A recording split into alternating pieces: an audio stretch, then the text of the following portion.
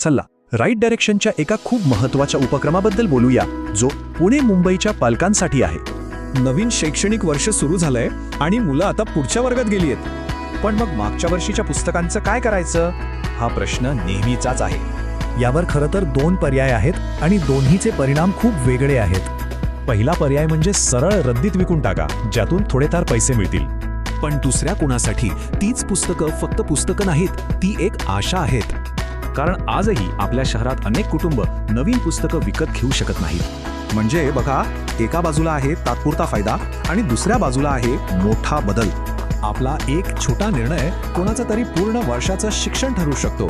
तर मग ही पुस्तकं योग्य हातात कशी पोहोचवायची, चला ते पाहूया।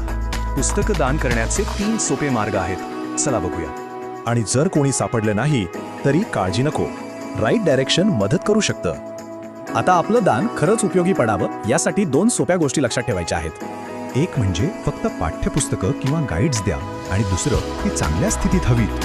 पुस्तकं तयार असतील तर फक्त एक मेसेज करायचा आहे। संपर्क साधण्यासाठी आपला तपशील या फॉर्मॅटमध्ये व्हॉट्सॲप करा।